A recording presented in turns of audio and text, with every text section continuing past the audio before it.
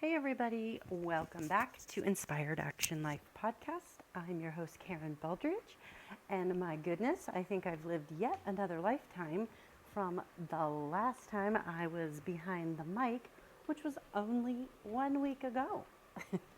And so many things have taken off and dropped in, and revelations have been brought to the surface, and so many things have been going on here this past week.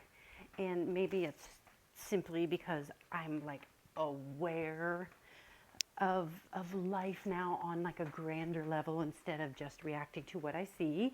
Or maybe it's that truly things are that anybody would be taking note of in their life and trying to draw like some sort of pattern, like, okay, what does this mean? What is this? What's going on? How does this affect me? And how does it affect anything that I'm going to be doing moving forward? That type of thing. So I'm like, the type of person who always has been more aware than the average person, I think, of things that go on around me. But now I'm at a greater awareness now that I kind of have some other tools that make me see like gigantic peripheral big picture items, and I draw lots of patterns and conclusions based on lived experience. So with that, how's everybody doing? I always just get on here to share some of the things some of the big ahas I've had along the way, because for me, that is, first of all, it's almost like doing a live journaling where I can get all of my thoughts and lived experiences down and then transmute them, but then somebody else can benefit from them because maybe they're in that same situation and haven't been able to see a situation clearly yet. So that's kind of why I do this, and why I am specifically doing this whole midlife series that I am doing. Because for me, it makes a difference when I hear other people's moments. Like, I watch so many videos and listen to so many podcasts, and I will get so many ahas from other people that I would love to be able to serve up a couple big ahas for any of you who just happen to cross paths with this podcast. Especially if you're navigating just some big transitions in life. And a lot of times I will say midlife, but really it doesn't have to be midlife.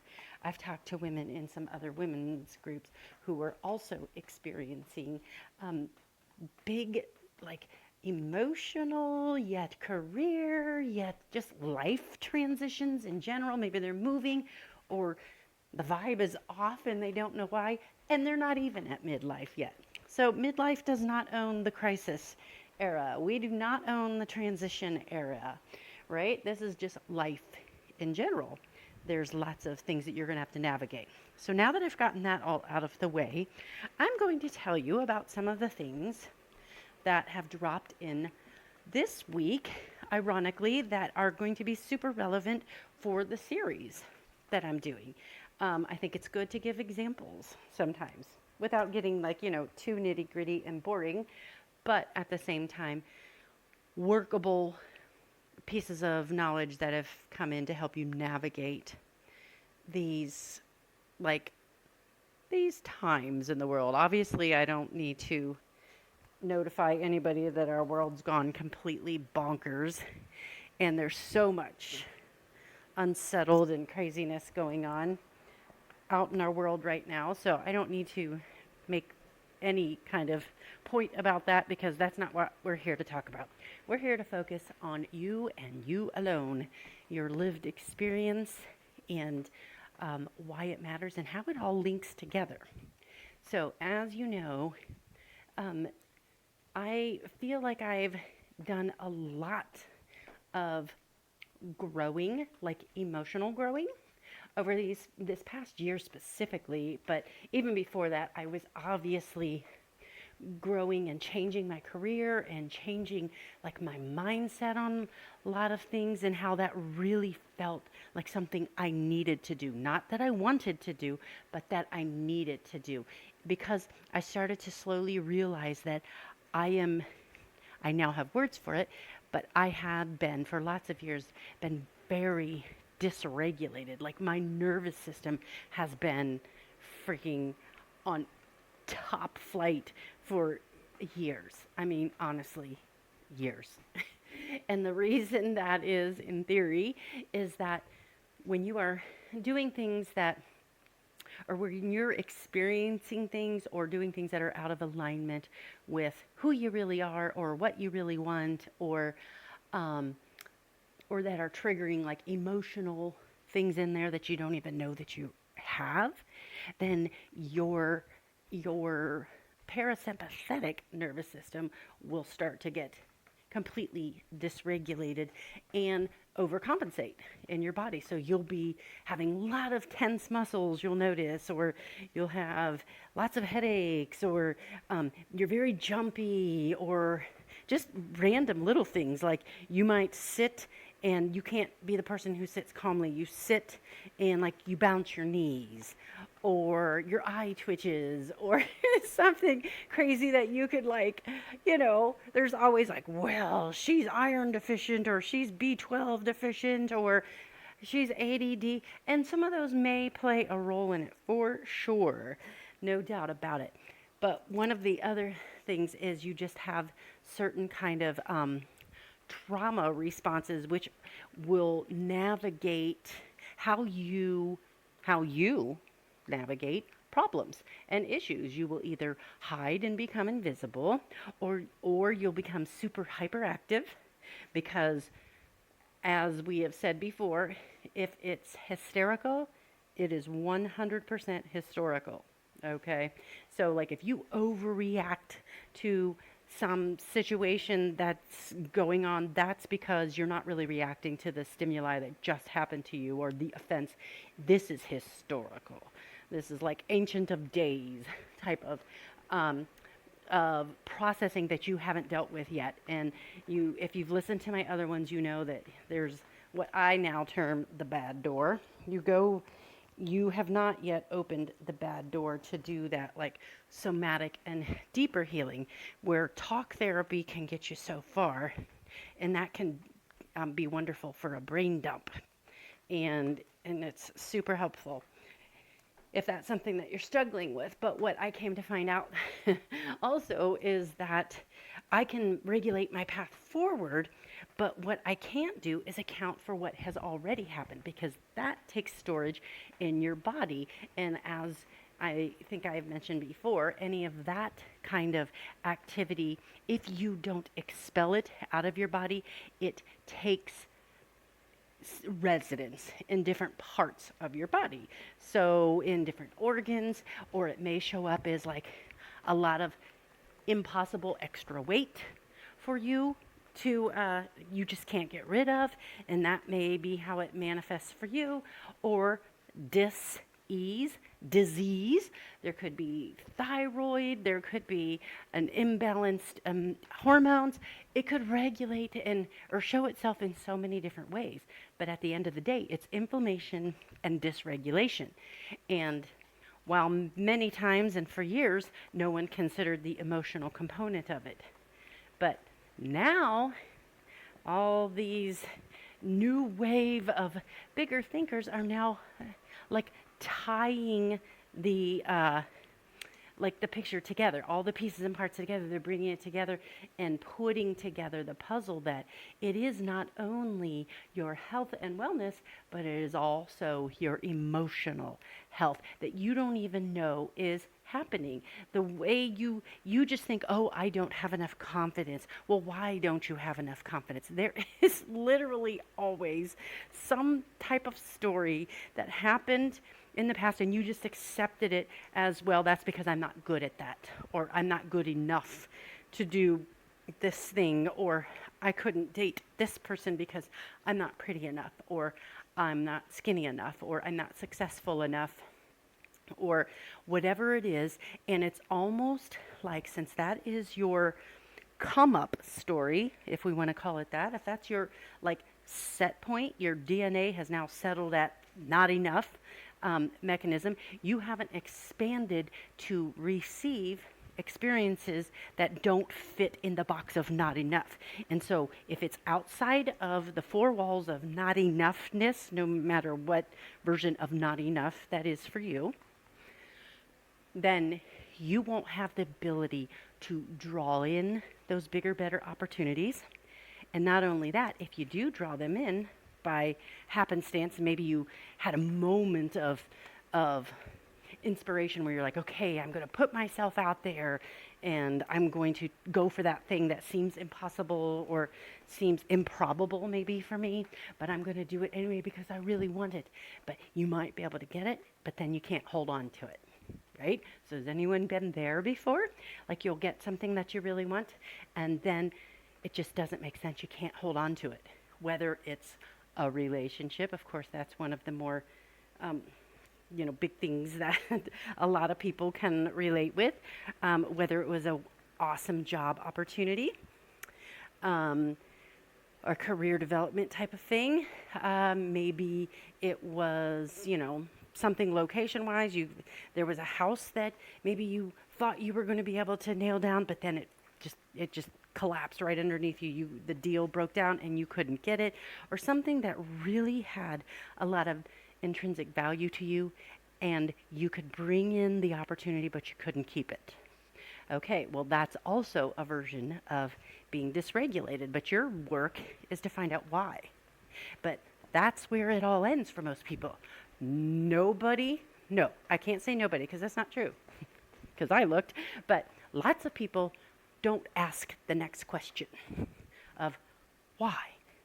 Why does this keep happening? Or why does this pattern of treatment where friends diss me or nobody wants to, you feel like you're discarded and you're an option and never a main choice. You're not on the main menu. You're like a side salad to people where they don't treat you with the excitement or respect to say, oh, I can't wait to hang out with my friend, blah, blah, blah. Or, in relationships, they don't treat you like, whether it's a main relationship or whatever it is, people don't seem to be going out of their way to hang out with you, because there's something about the way that you put your energy towards them that you become an option and not the main menu item. And so a lot of people will find themselves in that position and maybe just haven't been able to put the language around it. So there's been so many different situations that have made me go back and retroactively look at life through a whole different introspective lens.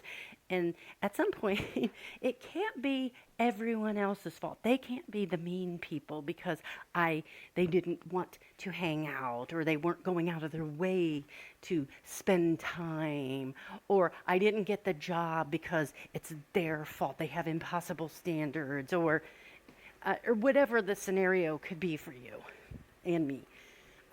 It's at some point, it's got to be internal.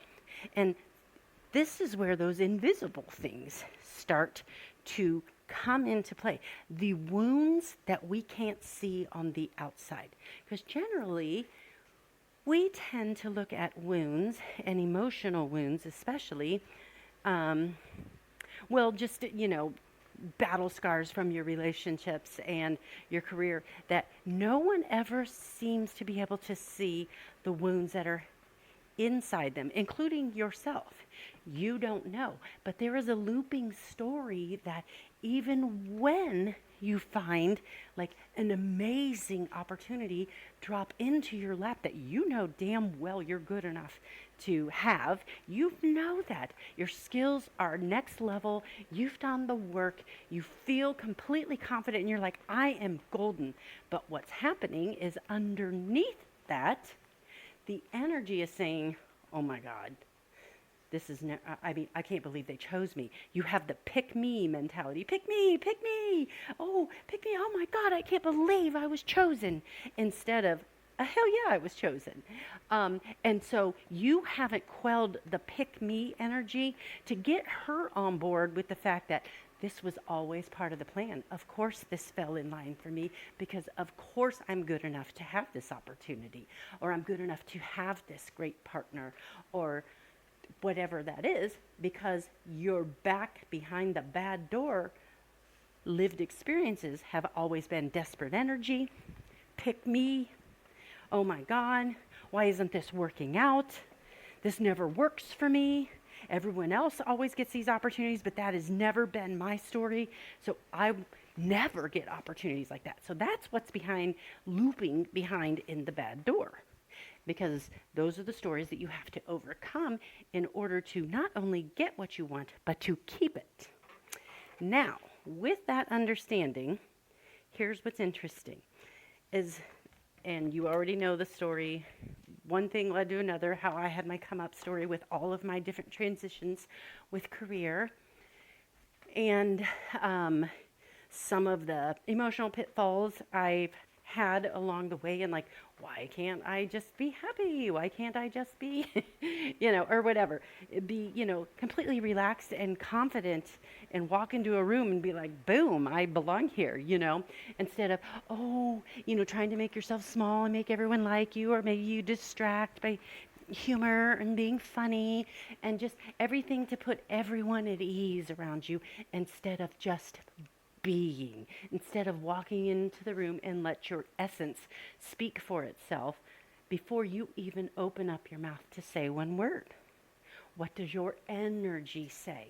And that's where the real thing starts to take shape. That's where the difference is. That's where the expansion for all the things that you actually are calling in is going to happen. You have to go on some level to the bad door, I always call it. No one else calls it that, so don't be looking up the bad door because that doesn't exist. That's my terminology of it. But it's the emotional door. You have to go inside the body, almost like introspective, with lots of different modalities, whether it's meditation or somatic exercising, or just anything that is a practice that moves energy through the body. Okay, so whether it's Reiki or whatever it is.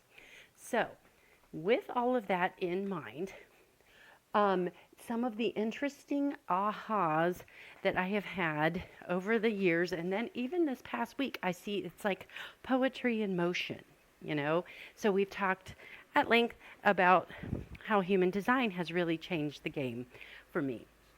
So I'm going to give you another human design little anecdotal, interesting ahas that I've had. So I took a workshop on the variables in human design, meaning that the variables are at the top of your human design chart. There are arrows that are going on that you will see at the top of your chart. And you'll see that some are pointing right, some are pointing left, and then some are, or all of them have like two numbers, like one big number and one little number right underneath each one of those arrows. And they all specifically mean something about a very specific part of your energy field or of how you do life. And I'm not going to get too deep on this podcast because this would deserve its own podcast altogether on what those arrows mean individually. But one thing, and again, I'm not going too deep, but just one little aha that came to me this week was that, I told you that I am starting to really just sort of change my whole habit structure towards exercise. And I don't know, just energetically, it's already almost just like changed itself. Like I want to be at the gym all the time. Not all the time, but every single day I get to go to the gym. I don't think of it as, oh, I have to go. It's more like I want to go. There's like a vision for it, right? And then I have tried so many different like eating ways that agree with me and like, oh, will this work? And like, I've never been like your lean, mean, skinny girl. And I know a lot of you lucky gals out there have started out lean, mean, and skinny, and your goal is to make yourself even more defined. So, like, that's your version of transformation. You're already, in my book, an after picture. So, you already look great.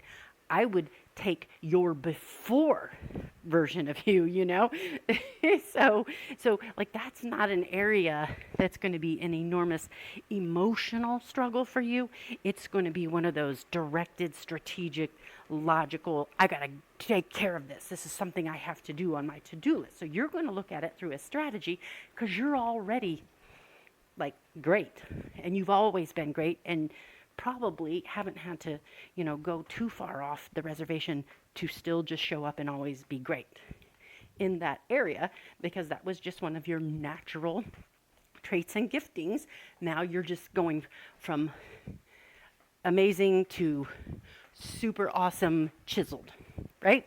Well, some of us, when you start to now wrap in the other things like emotions and things like that. Now, let's take somebody with that profile who says, I want to go to the gym because I'm just trying to slough off and find, do I have a waist, right? Like I can't remember if I have one. And then you throw in midlife and you talk about hormones that can sometimes, come into the picture and you're told, oh, you're definitely going to gain that big menopause belly or that midlife belly or whatever. You're told that. Now, some of you fitness babes out there know that that's not always the case, but that's what we're told, right? So, of course, we accept it because what is that? That's our story, right? That's what's ruminating in our minds. All of us just accept that we're now going to have to fight off some kind of a midlife fat peak. Like this fat army that we're going to have to like do battle with the army of fat. And then we're also told that we're going to have to do battle with hormones and hot flashes and mood swings and irritability. Because see, we're told that. So see, none of us question it because we are conditioned. That's our programming. That's what's behind the back door. And that's the set point at our DNA, like I was talking about before. You see, this is a perfect example of what I'm talking about. So we accept that there's a certain amount of angst, anger, struggle, problems, fight that we're going to have on our hands. And we're already just coming into the fight believing that we're defeated, right? Like we're already defeated, but we're like trying to gather up the army and come at it with guns blazing and come in with a edgy, bad energy instead of a I've got this attitude. We are coming in and fighting the battle against all of this with an edge and with a certain amount of pessimism. Like, nah, we're not, we're already halfway lost, but we're just going to keep trying to hang on. So if you can think about it that way, then look back at the rest of your life of all the other conditioning stories that you were told that you're just supposed to accept. And then you fight the battle from that place of pick me. Pick me. Let me be the one who overcomes. Let me be the winner. I'm going to overcome it as if you've already somehow lost, but you haven't. It's just a story that you've been told and you've accepted it. You see? Isn't it crazy? It's like the story. So how many million more stories have you been told that you just accept? Well, you can't do that. We're not from money. You can't have that. You'll never be able to go travel to Europe. How are we supposed to make that happen during high school when, whatever, we can't even pay our bills? How are you going to go? So you accept certain amount of limitations because your environment says, yeah, you're limited. And then you'll take that certain amount of limitation and then you'll bring it into your adult life with you. And then you'll look at all of these other great jobs. Well, see, then a story starts formulating. Well, these people got these great internships. And so then now they're going to get the better PR jobs at all the PR firms because they were able to do these internships. Back in my day, you didn't get paid for internships. So the story could have been for me is, well, they got all these internships. They went over to London and worked for a PR firm for their internship. So of course they're going to be working for the best PR agency. And I'll never be able to get that, so I won't even try. And there, right there, is where the container of not enoughness starts to take shape for you in your life. You'll never be enough because you didn't have the same advantages of somebody else. So therefore, you can never, ever catch up. So you don't try. Then your energy just starts to be a crumb taker. I'll just take the crumbs, enough just to get by. At least I have a job. At least there is a paycheck. And I can pay my bills and my rent or my mortgage or whatever the case may be. And at least I have enough. And that's where the light gets to be dulled. That's where dreams go to die. And that's why you don't have any dreams, because you don't want to be unrealistic, because let's face it, it's painful to dream because a lot of times they don't come true. Right? Okay. So while that might seem like a rabbit hole, because we were talking about the arrows and then food and what, and how that the bottom left, or not bottom left, the top left arrow is one of the ways that you consume information and you consume food, and what is the perfect alignment for you in human design. So when I came upon human design and I studied these variables as well as everything else, obviously there's so much to know on there and so much information to glean, you almost can't believe it. But that was really last year, once that came to my awareness that kind of information existed. That's when these deeper dives started to come, and that's when I began to finally understand that I needed to open up the bad door. Because what other conditioning statements did I have looping and keeping myself within this box of not enoughness, and then taking breadcrumbs, and then there's things that energetically are not working for me, even though I'm putting my best effort, or I'm feeling out of alignment or stuck or irritated, but I can't understand why. Well, now at least I've got some information to investigate and find some answers as to what parts are sticking me in my not enough box and what parts are false. Probably most of them. And how can I remove them, right? So that's why human design has been crazy for me. It has been such a crazy tool. Okay, so now, again, I'm not going to get too deep on this one because this is just one of many stories that have dropped in on the human design and just life in general.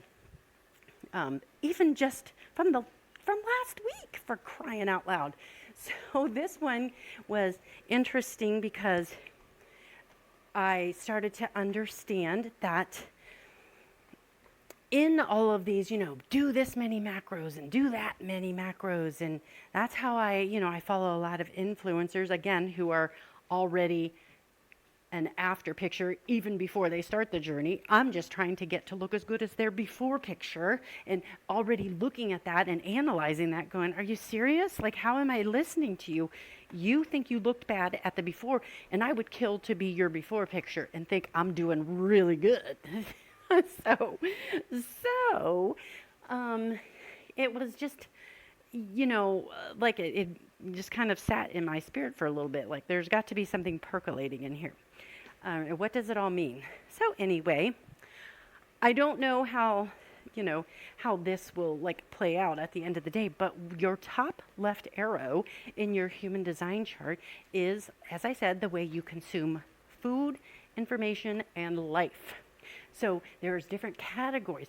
All of us, essentially what it's saying is all of us are built differently to consume food differently, types of food differently, and timing of food differently. And so the one size fits all programs are not always going to be the perfect fit for your weight loss goals or whatever it is, because there's a lot more going on behind the doors of why you haven't reached those goals in the first place, especially if you have a bend towards discipline, like me. And ironically, I had to start looking at the bigger picture. What else is going into this?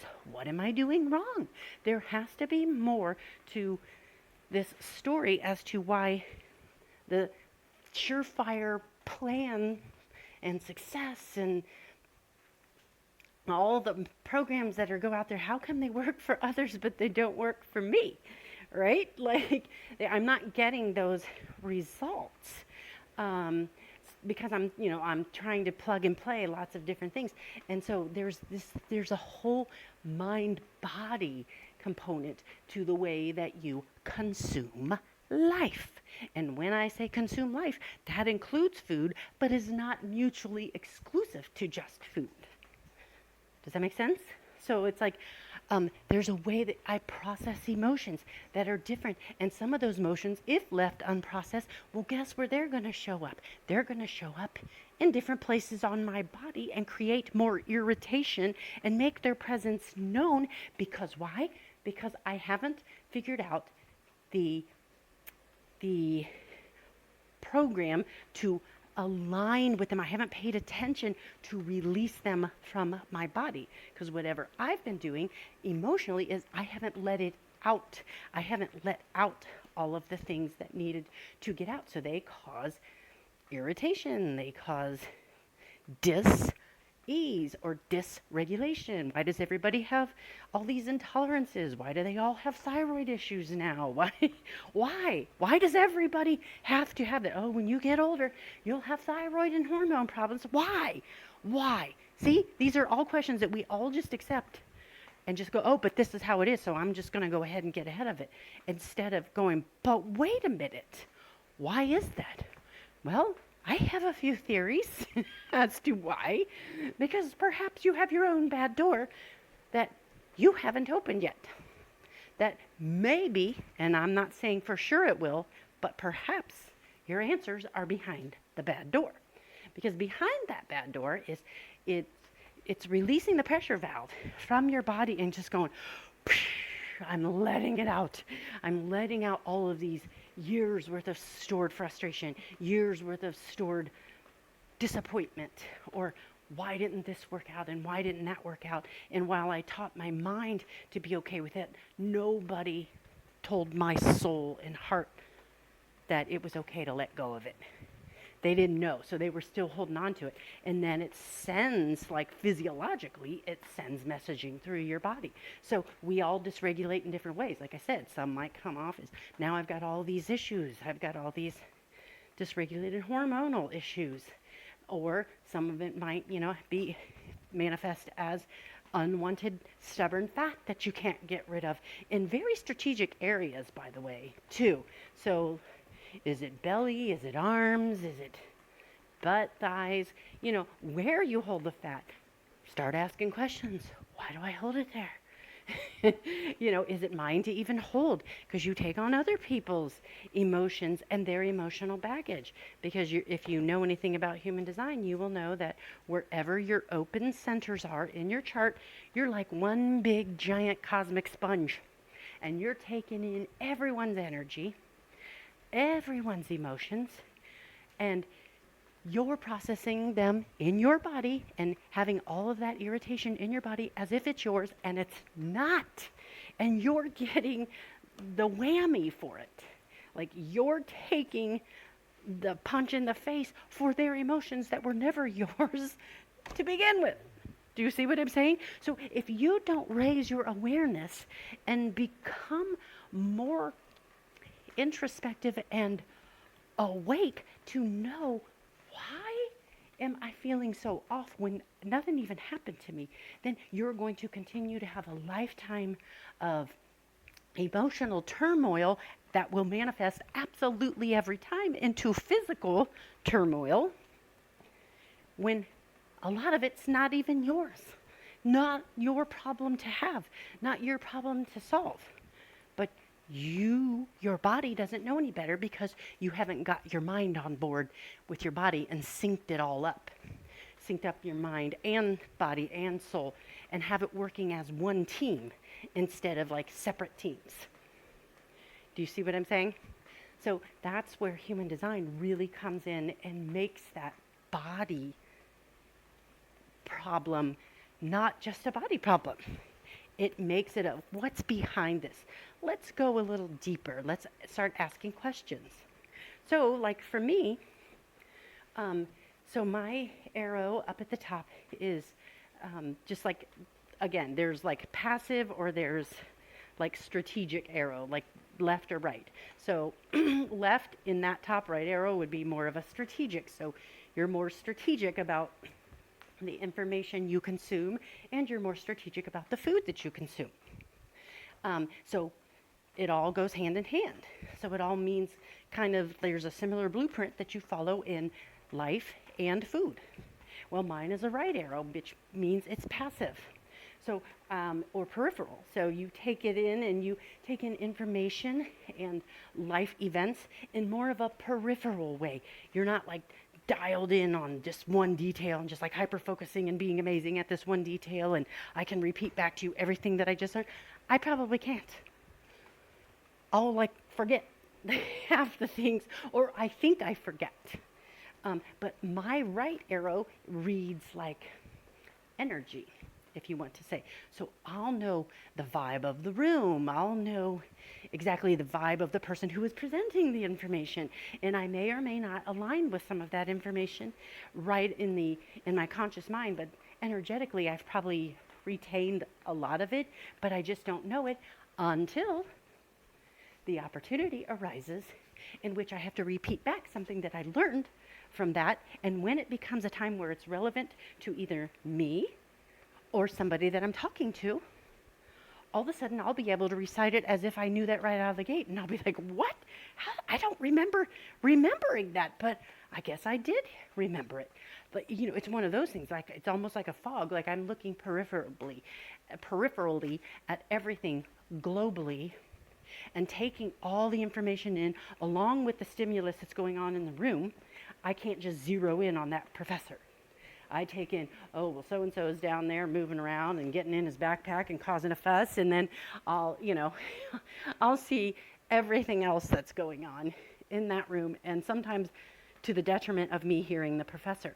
But as it turns out, when push comes to shove, and I need to be able to know that information that the professor said, or in some seminar, I will remember it. I just won't know that I remembered it. Okay, so that's how the brain part of the digestion, if you want to call it that, works, how I digest information. It's globally like that. It's not dialed in and strategic and pinpoint focus. It's big. It's everything. But then what that means for food is that I am a passive, where I don't always have to eat. I don't have to eat the same thing. I don't have to eat at the same time. And sometimes I just don't eat at all. So like people with right arrows are very passive. Like they can fast like heroes, like they are beasts when it comes to fasting or intermittent fasting or stuff like that, because again, our digestion isn't constantly consecutive, move and grind and blowing up, carrying on. You know, like some people will wake up hungry, and generally we're not built like that. The people with the right arrows, we aren't built to like wake up hungry and have to, you know, make breakfast immediately or whatever. Because I was talking to a friend of mine who's definitely a left arrow and also into the wellness and mindset and body wellness. And we were comparing notes, and she's like, oh yeah, I wake up like starved. And I'm like, okay, yeah, that makes sense. Because once again, human design is undefeated. Yep, her chart says that's how it is. And I was like, yeah, I don't, you know, and sometimes I might be flippant about, you know, I would have been flippant about getting to the gym, but then something now has risen up and says, go to, you know, I want to go to the gym. So now my appetite is back online, and I may not be able to fast as easy as I have before. But you see, it's situational for me. This may all go away again. because I am passive. There is no routine in my life. I am not a routine. I am not a person of routine.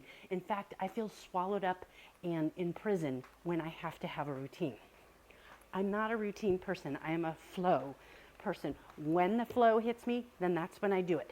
So like I was telling you that last week when I went to do, get back onto this podcast series, this midlife and human design sort of catch-up series.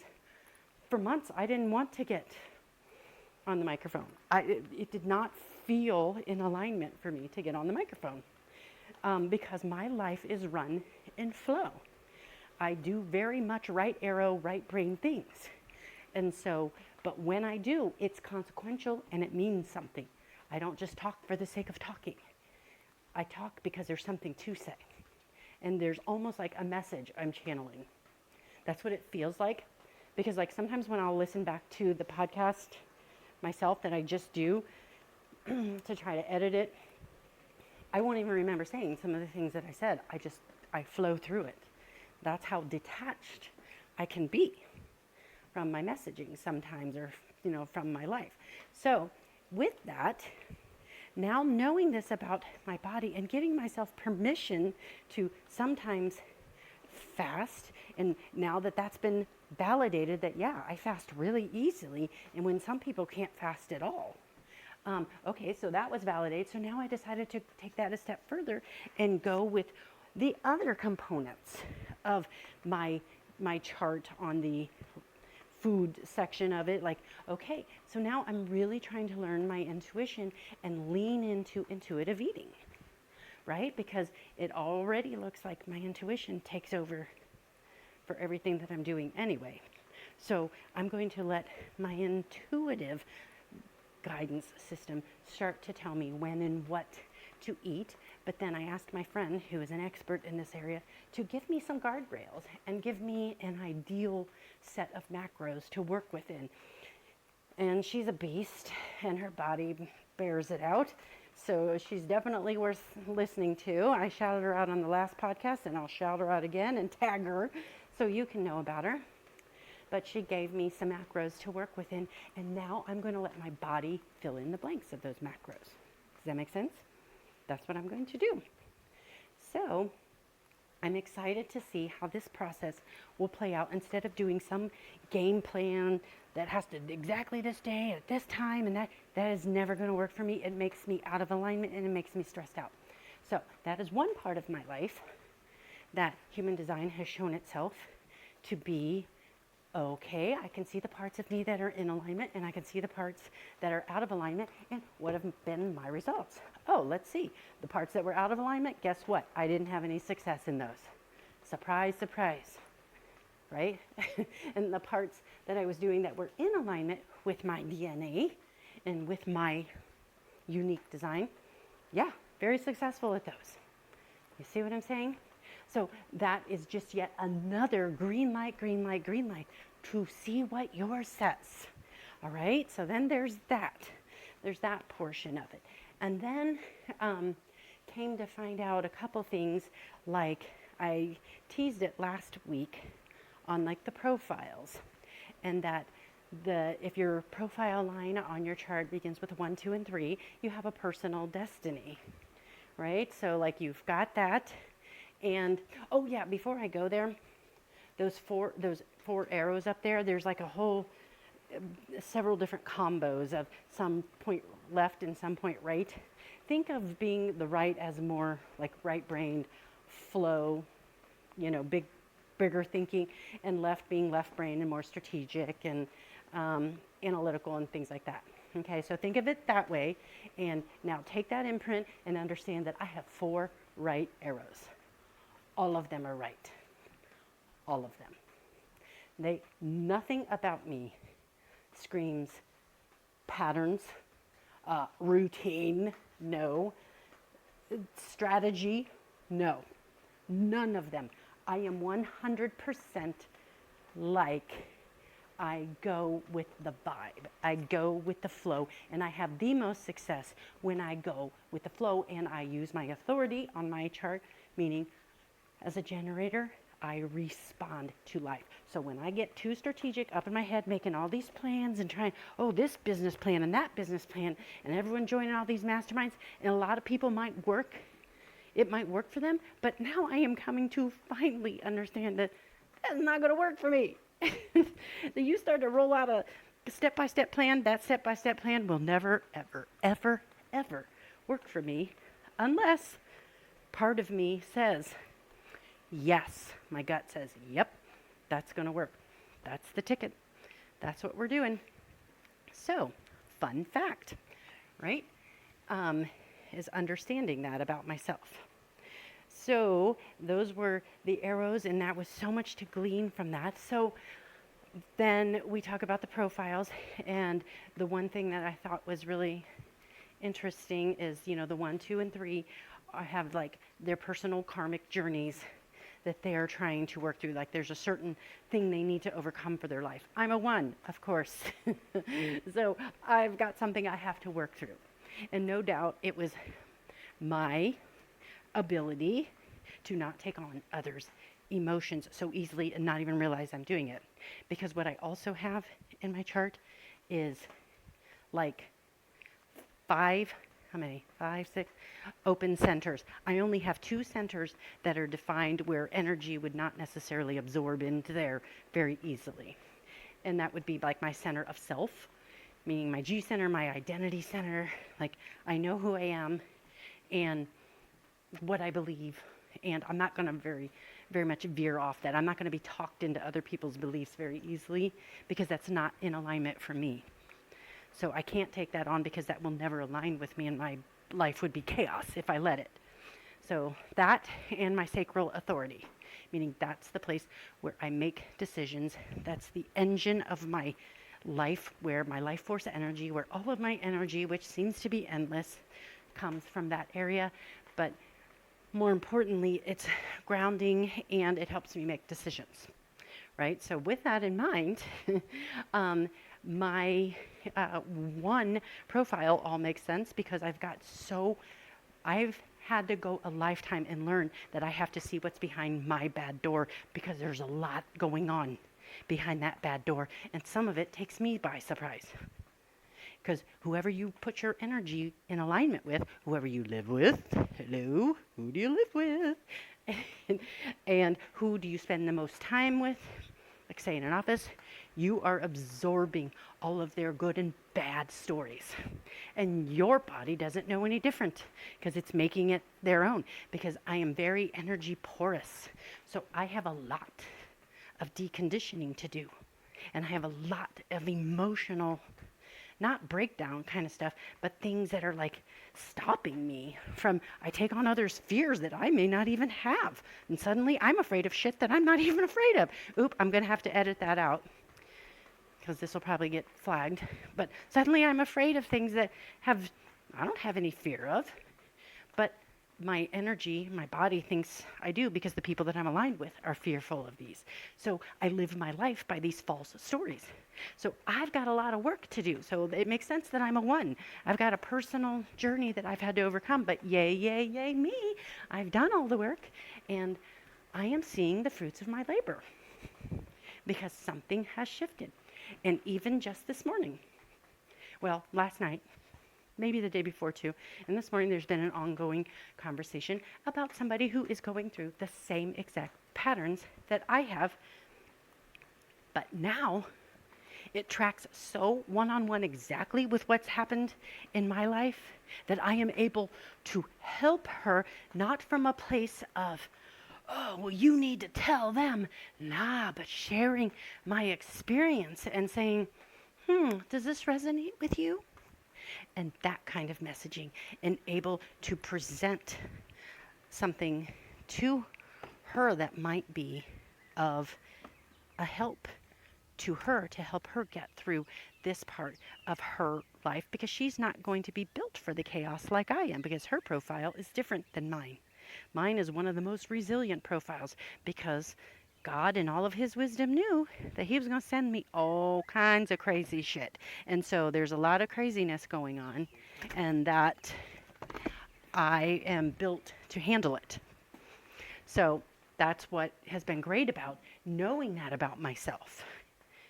And so, lucky me, um, I feel like I have done so much digging and researching that that's why it has helped me to know this, because it validates my entire Calamity Karen storyline, which Calamity Karen was never even, most of it, my calamity to carry in the first place.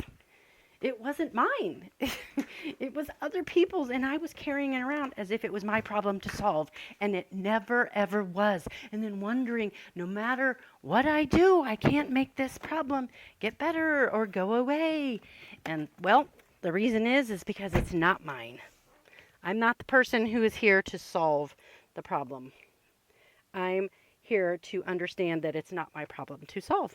Yay. So, when you get into the way that you are pinged to understand that this healing is happening, is things will start to come into your awareness, like old patterns will start to show themselves, and then you will notice it and recognize it right away, and you'll be able to have a corrective experience and do something different to change the outcome. So the historical pattern, one of those situations came up. There was like a big dust up, like something so stupid happened at home.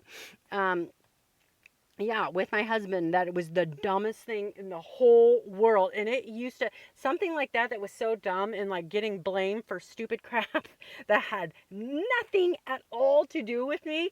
And it was the dumbest thing in the whole wide world, that a fight was getting picked for no reason, literally no reason at all. That used to send me spiraling, because I'm over there trying to like prove my point, or go, I had nothing to do with this, or validate myself. And it's like, what are you talking about?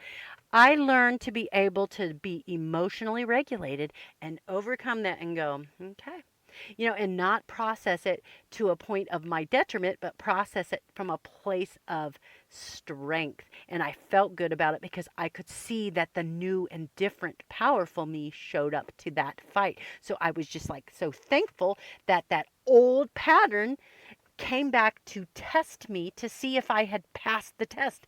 And I am so happy to report that I passed it with flying colors. And my emotions, I surrendered to my design, and I surrendered to the process of not being a victim of circumstance, but to go, yeah, no, this isn't mine. Nah, that's his stuff. He hasn't worked on that. That's not my problem. It's not for me to solve the problem. It's not for me to smooth it over. I don't have to be the peacemaker. Nope, nope, not doing it. Not doing it. Nor do I want to. And I didn't want to. And it was like such a win for me. And it was so validating. And now I had like infrastructure to, and words to put around it as to how and why that played out, why it showed up when it did, and how I won in that circumstance. And that right there is the metric, the KPI, the key performance indicators of how I am leveling up, and how things are just going to be little by little going up, up, up as fast as I could possibly hope for. So it is amazing. And then having the opportunity to share this kind of trajectory that happened to me in this relationship, and share it with somebody who's on the beginning end of this, and calling out red flags immediately, not from a place of, oh, well, run, and, like, not from that, but just teaching and sharing, like, let's be introspective about this. How does this feel? And do you see this? Okay, because this is generally how this plays out, but this may not be the case for you. And letting them do some critical thinking on their own, but start to plant the seed, and not from a place of, like the victim, who this hero, and that's overcome this massive, horrible thing in their life, but from a place of education, like, non-emotional education, and going, does this fit? I don't know. You decide for you. You're the only one who can decide that for yourself. So, oh my gosh, I mean, what a gift. This has just been such a gift. If I have to do the stupid 1/3 profile life, then thank you for those little bits of testing and validation, and how tests just mean that the thing that I am calling in, I'm convinced is coming in and is about to drop in. I can feel it. I know it. I'm now on the record saying it to all of you. It's a good thing. So please take a look at your charts. Be curious. Take a look at your charts. I would love to be able to take you on a little walk through your own personal energetic blueprint to tell you what I've seen. I can probably guess at some of your life experience. I can't always predict what's going forward, but I bet I can take some pretty good guesses at where you've been, and let that be validating and like a big super warm hug to your soul, that it's not all some wild list of chaotic events. There is order in the universe. There is order in this universe, and nothing just happens. There is a plan. There is a plan. God always has a plan. Um, that is so comforting to my soul. So I just wanted to share that with you today. This is a long one, even though I always say I'm not going to do long ones. Here's another long one. But I hope it works for you. I hope you can resonate. Um, I'll continue on next week, and I'll tell you what else has popped up, and I'll tell you how my food journey has been eating in alignment with what my human design is. All right. Love y'all. Talk to you.